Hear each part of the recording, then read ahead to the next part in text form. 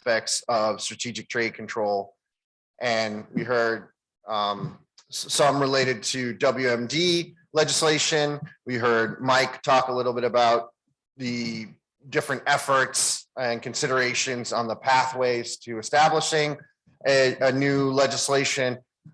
I was asked to talk a little bit about licensing in particular, given that it is it's really at the core of a national strategic trade control system, and is probably going to be one of the biggest areas, at least as far as the strategic trade control piece of the WMD prevention, that will determine, I think, what the shape of some of your legislation may look like. So we wanted to have a dedicated session to that, during which we'll talk about some of the key considerations related to strategic trade control licensing and your legal framework for WMD prevention. We're going to look at and break it down into some of the different elements or sub-elements of a strategic trade control licensing system. But I really want to focus primarily on the organizational and procedural aspects of the system, because I think those are going to be some of the most practical, the most impactful for all of you as we move forward, as maybe you do some of your assessments. These are the kinds of issues I think that are going to be at the core of that. So I did a little benchmarking for you. It's by no means a complete overly comprehensive and too far in-depth assessment, but it is, I think it does give you a nice flavor, and it's kind of along the lines of what you saw Mike do. Take some countries that we think have some relevance and some significance for Vietnam and compare what their practices are. I kind of followed that model in this session here. And then we can discuss, if you'd like, and if we have time, some of the different approaches and what you think might be of interest for Vietnam.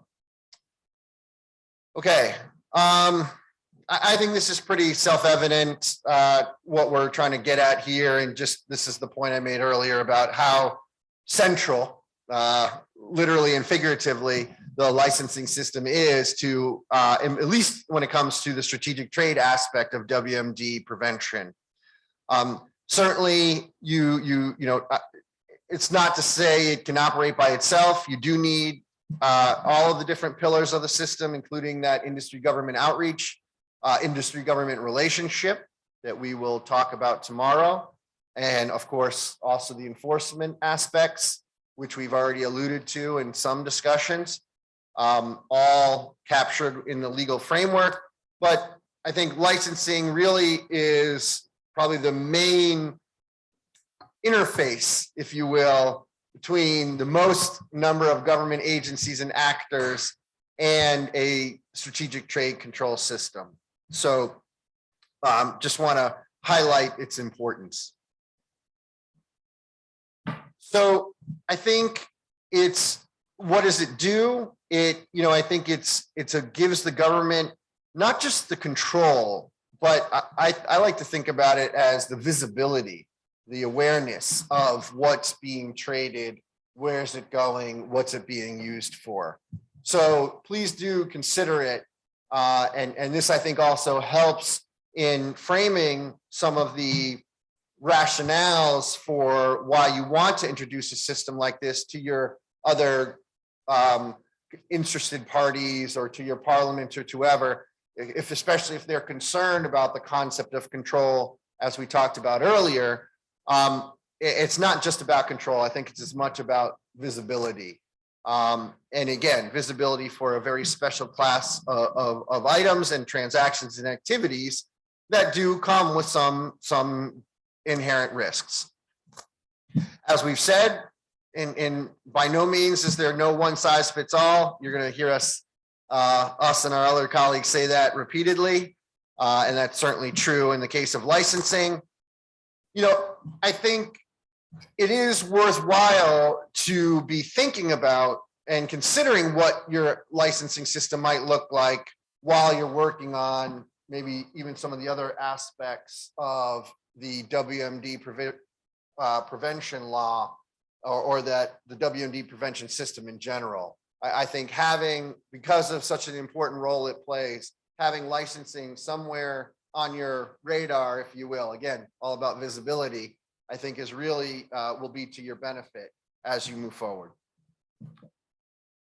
So I wanted to identify some of the key elements of a STC license, a strategic trade control licensing system.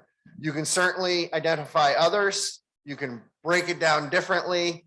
I'm not going to claim that this is 100% comprehensive, but I think I wanted to give some examples of some of the most important elements, and in particular ones that you might start to think about including in your highest level of legislation, your primary legislation. Obviously, a lot of these things can be covered in subsidiary legislation, secondary, tertiary notices, regulations. But some of these elements, especially the organizational and bureaucratic aspects, you often do see that covered in the highest order pieces of legislation.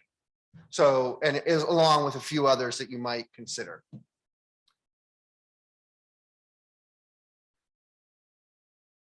Having all kinds of technical challenges today.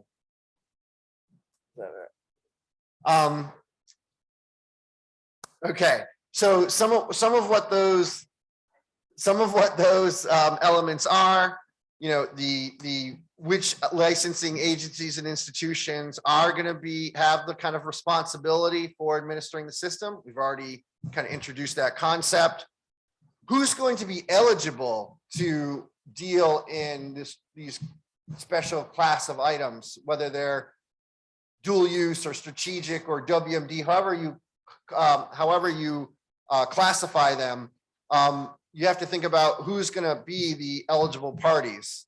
Is it going to be anybody, or is it going to be limited in some way? And what are going to be the requirements for having that eligibility? We talked a little bit about the different types of licenses and authorizations. I think Mike gave an example of some of the authorizations that may allow for multiple transfers of items.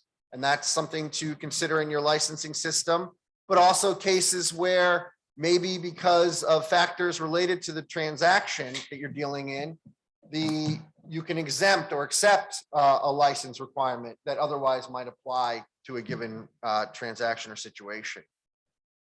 And then you get really into some of the actual licensing processes that we talked about. What is somebody going to have to submit to you to be able for you to do the kind of analysis and assessment that you may want to do to then decide whether to approve, to issue that authorization for the transaction to go forward, or perhaps take some other kind of action.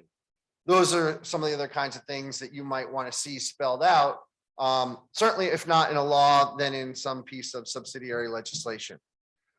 In any case, these are some of the things I wanted to benchmark for you.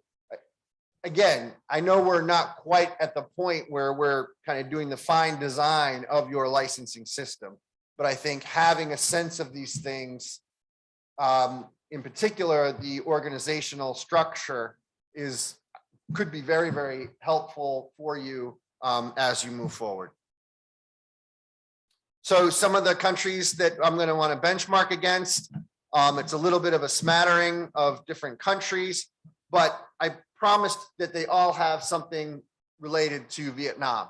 Either it is A, one of a significant trading partner of yours, B, a neighbor of yours, or C, like Mike was showing, a country that has a similar level of technology development, GDP, somewhere where you're comparable on an economic and industrial level. So more or less, please take my word for it that these countries here, these systems here will meet at least one, if not more, of those different criteria. And that's why I selected them to benchmark against, because these are going to be some of the countries that you're probably most likely, if not already doing business with, to be doing business with in strategic related items. I think actually Mike already kind of covered this one when we talk about licensing agencies. I think pretty much, I swear, we didn't compare notes. We didn't coordinate what outfits we're going to wear today. We developed this on our own, both of us, but I think it shows you that, clearly these are the types of agencies, because that's what his research produced. That's what mine produced.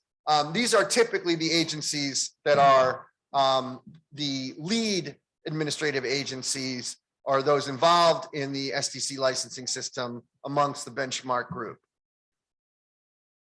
Now, how do those different agencies work, or what is the interrelationship between different agencies? And I've already had some questions at the break with some of you about how do you handle it if one agency is responsible for one type of strategic commodity sector now, but then you want to move to having a more whole of government integrated unified strategic trade control system. What do you do then? These are some of the different types of bureaucracies that have been developed amongst the benchmark group. So they include everything from having one single unitary centralized agency that maybe gets information and input from other agencies on a technical level, or maybe some advisement, but more or less the decision on whether to approve, deny, handle a license for a transaction involving a strategic item is left solely with that one agency.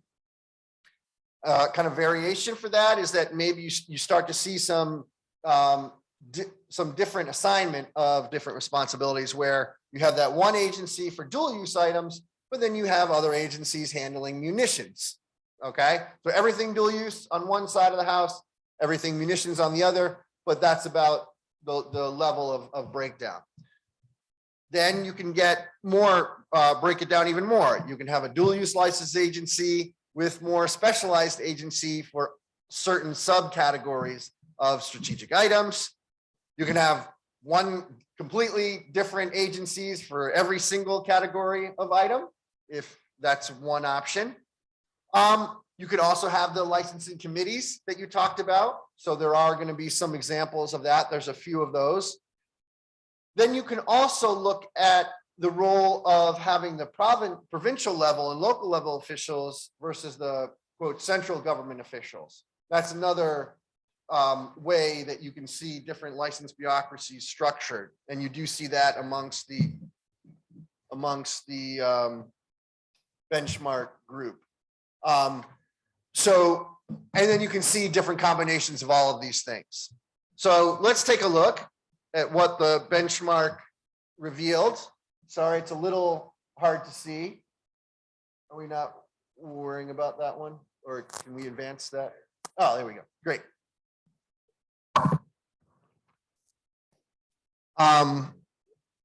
Guess I'll come up here. Okay. So basically, I had numbered the different types of bureaucratic structures, and that's what those numbers associate with. So you have to take a quick peek back at the slide before to understand, number 1, number 2, number 3, number 6. But basically, as you can see, there are quite a number of agencies where you do have this number 1 in terms of the bureaucracy, and that's where you have a very centralized primary lead ministry. And you can see a pretty high incidence of that. And if you look down who those lead ministries are amongst the benchmark group, you're going to quickly see quite a bit of Ministry of Trade, Ministry of Commerce, Ministry of Economy type agencies. Again, I think Mike already alluded to that. One interesting thing that I tried to do here too is look at what level in the bureaucratic overall governmental structure is that agency. Where is it? Is it the minister, him or herself? Is it a bureau level, a division level, a department level, office level? So I tried to, as much as possible, look at what level, first, second, third, fourth, fifth, in the overall bureaucracy. And you can see, interestingly, I wasn't sure what he'd come up with, that you do see some variance, but it's kind of hitting mostly, I would say, probably around the third level within a government structure. So ministry, bureau, maybe department, I guess, depending on what your government structure is. I think even in some of these cases where it's a department, like as high as quote second level, probably it's really more like a third level. There's usually probably something other, an entity, a unit underneath that secondary level that's doing the true administration of the system. But why this is important, of course, is if you put this too low, it won't have the impact, it won't have the effectiveness that you need to have. And we actually saw this in two systems. Recently, where are they? South Korea, they used to be down at level 4 or 5. They actually made a specific effort to raise it to the third level within their government.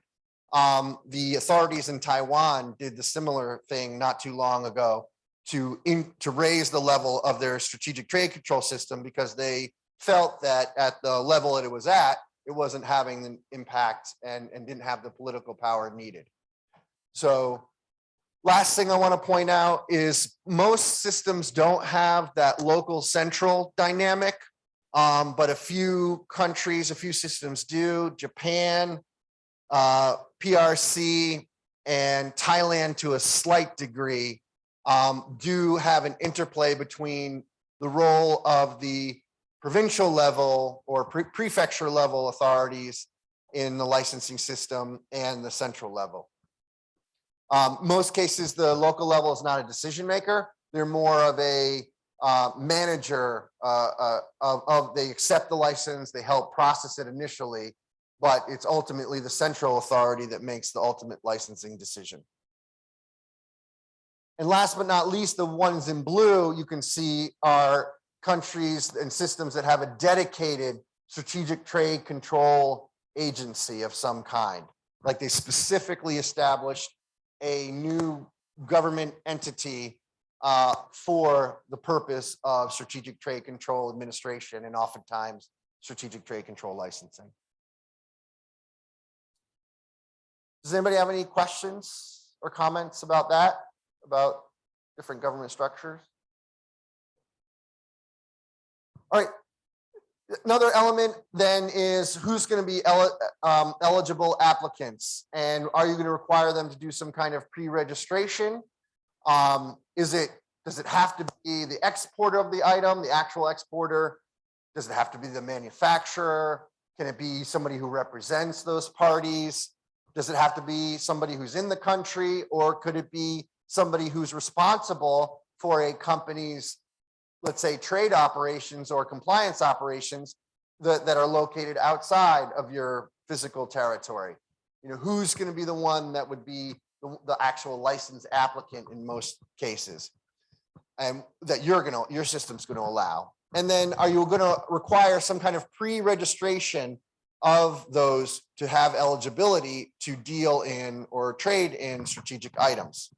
And then another factor here when it comes is, are you going to have any type of online licensing system and registration associated with that?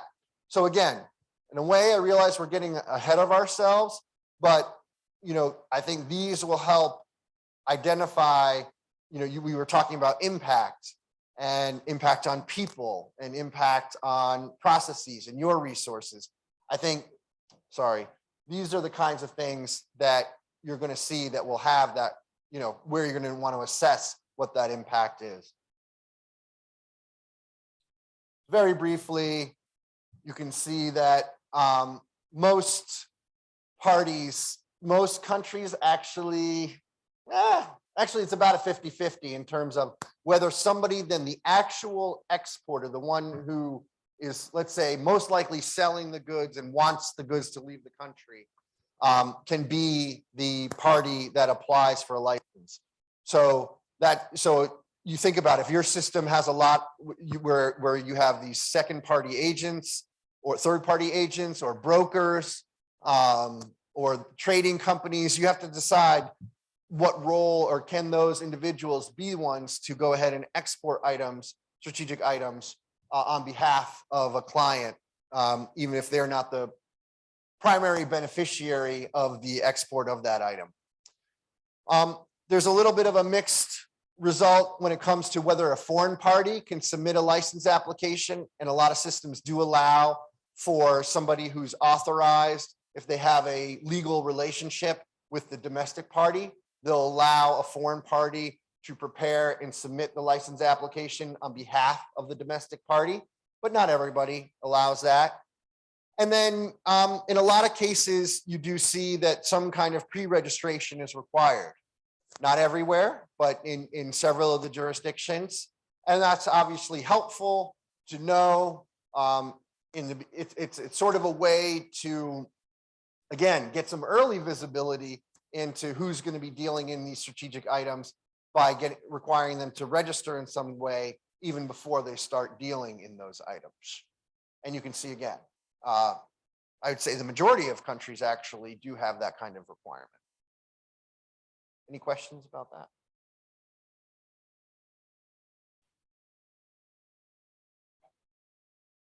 Next, another key issue, and I probably won't spend as much time on this because, again, this is looking even further into the future, I would say, in terms of the development of your system. But, thinking about what kinds and types of licenses, and there are some unique ones. I think the main point is to understand that there can be some unique ones when it comes to strategic trade controls. As we've talked about, there are different types of transfers that fall under a WMD prevention and strategic trade control system. And so including sometimes transferring not only physical goods in a crate, but intangible transfers of technology. We've also talked a little bit about transit and transshipment. And I think some of you have been introduced to this concept of brokering. So all of those things are oftentimes under consideration as an area you want to look at for WMD prevention in general, but more specifically when it comes to the strategic trade control part of your WMD prevention. So do you want to have some kind of general authorization for any one or all of these activities, or do you want to specialize based on the type of activity? Again, that's just something to think about. Though, obviously on the one hand, you can fine tune the requirements. You can tailor the risk based on the different types of licenses. But if you're in a system where you don't want to, you're not trying to increase paperwork and bureaucracy, maybe you want to simplify and just have one type of authorization. And again, you'll see here in this next slide that you do have a little bit of everything. So Brazil, by the fact that I say no, just means that they just have one type of authorization. You can't get an authorization to export multiple items, or you don't need one specifically whether you're dealing in technology versus some other kind of commodity. They just have one type of authorization that they utilize. Others, are a little bit more specialized. Singapore has some specialized licenses for different types of transfers. South Korea a little bit, Philippines a little bit, Netherlands to some degree. So I would say probably most of all, if you really were to spend time staring at this, you probably see more yeses than nos, indicating that there is a certain degree of specialization in the license types that systems offer, at least amongst the benchmark group, as part of their strategic trade control system.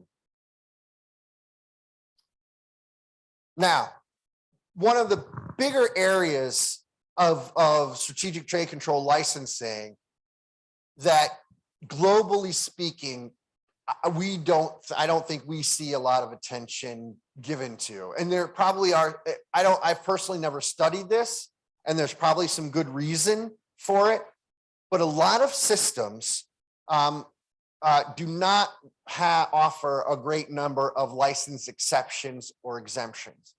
And again, these might be situations where you have an item that is subject to the WMD prevention legislation, or the strategic trade legislation normally would require some action or authorization from you all.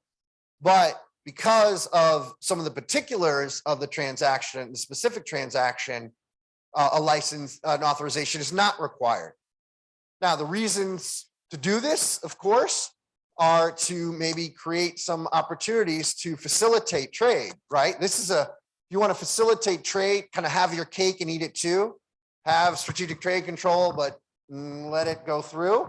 A license exception or exemption is a great way to do that. However, it also adds another level of complexity.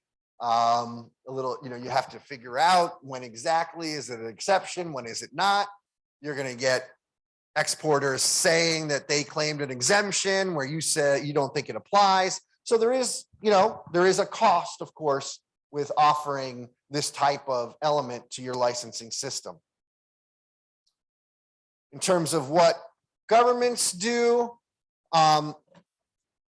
most of them have these kind of general exceptions that in their, and I just gave a couple of examples. So if the item is being exported for official use, for your military, for your foreign mission, for something like that, even though it's a strategic item, you don't require a license because it's for you. It's for your own government. So you don't worry about a license there. Other cases, when it comes to, you might see something like, if something is very publicly available or readily available, like technology in many cases, you don't really need to exercise as much control over it because it's already everywhere anyway, for the most part. I mean, I'm really simplifying the philosophy behind it, but that might be another situation where you have a license exception. When it comes to actual license exceptions for things like maybe the item is not as sensitive, maybe the country you feel like it's going to is not as sensitive, maybe the quantity is very little or the value is very little. So even though it's a strategic item, it's really can't have that much harm or impact in a way. Having that kind of license exception, much, much, much more rare. Only a couple of systems, US, South Korea, that's mostly about it, really has tried and true codified license exceptions in their system. A couple of systems allow you to, based on certain transactions, maybe not have as many license application document requirements, but you still need to go and get the license to be able to proceed with the transaction. So again, just something to consider. And I really highlight this because I think it is a tool worth exploring if you want to, again, I like to say, have your cake and eat it too. You want to establish, so you can create the biggest control list that ever lived. You can have 1 billion items on it. And then you can say every item beyond item number 1 is exempt from licensing if you wanted to. You have a control list that, yeah, technically, is a STC control list that covers 1 billion items, but you also have some license exceptions that allow for a lot of that trade to go through. Obviously, I wouldn't recommend you having a license control list of 1 billion items, or B, exempting 99.9% of the items on your list from control, but you can do somewhere between that and nothing. If you want to calibrate, if you want to tailor your system to what your national realities are, but still give yourself the ability to have that visibility, that enforcement power for items on the list. Because if the item, in a lot of systems, if the item is not on a list, you don't have any option, really, in most cases, unless you're going to base the strategic trade control on another factor. But having a list and then having some exceptions, that gives you a little bit of ability to be flexibility and tailoring ability for your system. Any questions about any of those aspects? License application requirements. I won't spend a lot of time on that. This is, again, further down the road. But if you do want to think about and start to look at what are the impacts, so I think this is an area that's going to come up, because this is something that is going to have a bureaucratic, it's going to have a stakeholder reaction to this. Why do I have to get this license? And if I do, why do you need all this information from me? So those are the kinds of things you want to consider.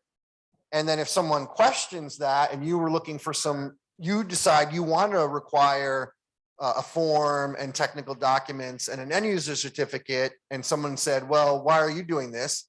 You could say, well, because so does everybody else that we're kind of benchmarked against.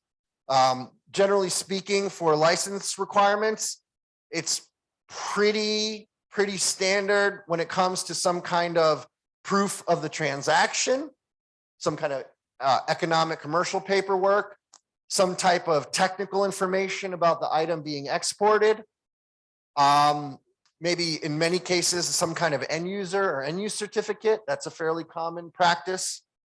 The big one and we'll talk more about this, is whether you require somebody to give proof that they have an internal compliance program. That is kind of starting to be an emerging trend, but I would say right now the majority of countries do not mandate that somebody showed proof of their internal compliance program when they go to seek a license, but a few countries do. Any questions there? Okay. Coming to one of the more, again, I would put the bureaucratic structure as, the most important out of all these different elements. In my view, the bureaucratic structure, the license review criteria, and then how ultimately what the decision-making process are. I think those are probably the three most important things. So this is the second of those three. And the question of whether you are going to identify what are the criteria upon which you're going to reach your license decision. What are the factors at play? And here I'm talking more than just administrative factors, like the person filled in their name correctly and they submitted Form A, but they forgot Form B. Those can be part of your license decision-making factors. People do have to follow the procedure, but these have to do more with the things that are not so clear cut, the things that are going to be more a matter of government decision-making and your own assessment. Whatever those criteria are, do you want to have them listed somewhere in your legislation? And some of the reasons to do that are, number one, the transparency. It puts the word out to the community, and it demonstrates, it gives your stakeholders, the international community, your partners, others, gives them a sort of a signal about what your strategic trade control and WMD prevention policy is. But also, I think you could look at it as potentially a form of legal protection, because as long as you can establish that you met one of the criteria, then you have something hopefully that protects you for when somebody says, well, I don't think you should have denied my license, and I'm going to sue you, and I want you to, I'm going to sue you or something like that, or I'm going to take issue with you. Well, I think in many cases, having those license review criteria codified could give you some legal protection in those kinds of situations. So here's just one example. Since we're talking about, and we just had a nice example of the Philippines, and maybe Lorenz tomorrow can talk about this in more detail. But look in particular at what some of these license review criteria are. So these are the things that the Philippines, Lorenz's office, these are the things that they can cite as the reasons why they approved or denied a license. And there are things like national security and foreign policy interests of the Philippines, whether there are to preserve regional peace and security and stability, whether there's a risk of an illegal, like a WMD end use by a restricted party, like by somebody who's a UN sanctioned party, let's say, because the technical capacity of the recipient country, maybe they're ordering some very advanced piece of equipment in some industry that they have no industry whatsoever in. Maybe that's a factor to at least question or to base a decision on, at least to some degree. And then you have other kinds of things like, oh, in the past 5 years, has the applicant violated the law? Have they falsified documents? I mean, those again are more of the, I think, kind of understood factors that would be part of your license review criteria. But again, this comes directly, most important point is this comes directly from the Strategic Trade Management Act. It's right there in the, in the implementing rules and regulations of that act. All right, and this is the third and most important, of the most important criteria or elements of the licensing, and that's the license review and decision-making process. Now, I would say almost all countries, even the ones that have what I call sort of a unitary or unified license review agency, or administrative agency, will have some level of interagency involvement in the license review process, if only to get some technical consultation on the transaction or on the item being dealt in. Now, sometimes you will see a multi-stage approval. You may have one agency that's responsible for issuing an activity license, such as approval to trade in nuclear items, but then another agency giving the approval when it comes time to actually export those items. So you have more of a covered activity issuing agency issuance, and then you have the actual transactional licensing that's done by a different agency. That's one other situation. Sometimes it's just an opinion, and the licensing agency, the primary licensing issuing agency, is required to go around and get opinions, but ultimately it is their decision to make the license, to decide on whether to issue the license. And going to our earlier discussion, some systems do have an actual interagency committee that's the license decision-making body in all cases. So you can see there's clearly a lot of different possibilities. And here's what, if we do a quick benchmark, I found that really only a few have an interagency committee that is involved in the licensing process. And actually, sorry, I might have messed that one up because I don't think Singapore or South Korea do, as far as I know. But most do not. The only ones that I'm really that have a very active interagency committee, I think you heard about it a little bit, is India. In some of these other cases, there is an interagency committee that makes a licensing decision, but that's only if there is a dispute at the initial license issue review level. So there is an interagency group, but only if the license needs to be escalated, if there's some kind of dispute. In terms of having another agency opinion, you do see a decent amount of that, where the primary licensing agency doesn't have to get the approval of another agency, but they are expected to get the opinion of another agency about whether this transaction should or should not go forward. Almost all, regardless of who does what, almost all licensing bureaucracies do call for, encourage, sometimes require at least a technical reach back option. So where the licensing, let's say the primary licensing agency maybe they may, especially if it's a more unified system, they're not going to be necessarily experts in every single type of strategic commodity.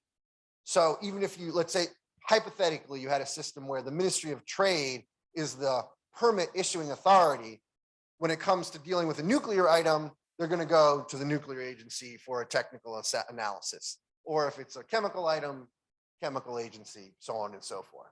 So that, and in almost every one of these systems, there is some call for, if not requirement for, that technical reach back.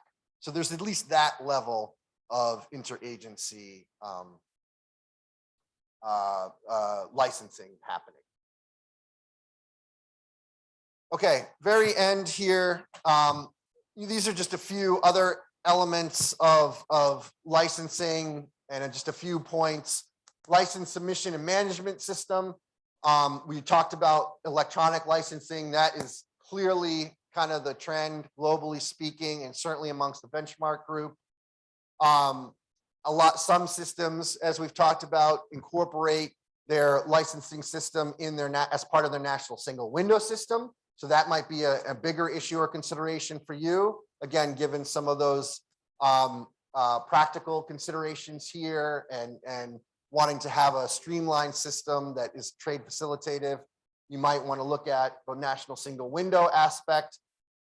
License and terms and conditions, those are kind of pretty standard. The one big factor that you see some difference on is whether the license issuing agency can attach special conditions to the license. So, they say, we give this approval, but every third Wednesday of every fourth month, you have to give us a call and promise that you're using this item correctly, or something like that. Some kind of special condition upon which the license is issued. And then I think also we talked a little bit about here, the post-licensing requirements. Sometimes that, some systems do have that built in where you have that end use verification. Almost all systems have requirement of record keeping, so that you have to maintain the record, just like you would in customs, for customs purposes. For STC purposes, usually it's anywhere from 3 to maybe as many as 10 years that you have to keep licenses, keep records related to strategic trade license activity. And this is just a quick rundown of some of the among the benchmark group. Out of the group, I would say 1, 2, 3, 4, 5, a little less than half do tie their national single window system, their licensing system, to their national single window system. 7 out of 12 do have a separate system. But I think more and more of them are considering actually going towards the national single window system. And don't take that as a knock if you were thinking about going in the direction of national single window. The truth of it is some of these other countries, their national single window system is just not that good. So that's why they don't have, that's why they don't have the strategic trade licensing system attached to it. And in other cases, you notice the countries with pretty strong national single window systems, they do tend to trend in that direction of having the licensing system as part of it. Some countries, a good number of countries, do allow the government agencies to attach special conditions to a license. And again, that's something that is the reason for that, why it's helpful, is because it can give you a little bit of have that cake and eat it too. So especially if there's transactions you don't feel, at least 82% warm and fuzzy about, maybe you can attach a special condition that says, okay, I'm going to give you this approval, but I want you to please report in 9 months' time, send me a picture of the item or a document that swears that you're using it for the authorized purpose and that it's still in your possession and so on and so forth, something like that. That's there are quite a few systems that do that. And then as far as post licensing verification and reporting, that's not every jurisdiction and certainly not every single license. It's usually related to some special licenses maybe where the transaction is a little extra sensitive or something along those lines. But still, the record keeping requirement that I mentioned, everybody has that. It's just a matter of how long the records are required to be kept. All right. So with that, I'm pretty much done. I just want to reiterate, licensing is really at the heart of a national STC system. Key element to consider, as even as early as where you are in the process. Think about these kinds of elements, and there are others like the ones Mike mentioned. What are the timelines for licensing? How many staff you need? There are certainly other elements to a licensing system beyond the 10 or so that I identified. But I just wanted to give you an example of some of the ones that are you want to start thinking about, I think, at this stage. And clearly, when we do a little benchmark amongst Vietnam's neighbors, major trading partners, and comparable industrial profiles, we see that there is some common trends in certain areas, but also, I think, some nice variation of different approaches to licensing across the different elements. So, I don't think we have a lot of time for discussion. It's 4:30. You guys have been fantastic. I should probably let you go. But maybe if we do have a little time to talk tomorrow, you might be thinking about, are there any of these particular license elements or approaches that appeal to you? Was there one country in particular that you were noticing like, oh, that model looks interesting, the way it seems like it could work nicely here? And if so, which ones? Be interested to hear about that. And then are there any particular of the elements that we talked about that you see as a particular challenge? Again, not impossible, but just something that's going to take some real thought and coming up with some creative solutions for here in Vietnam, given your practical realities. So with that, thank you very much. And if there are any thoughts anybody wants to share or questions, we'll take those. But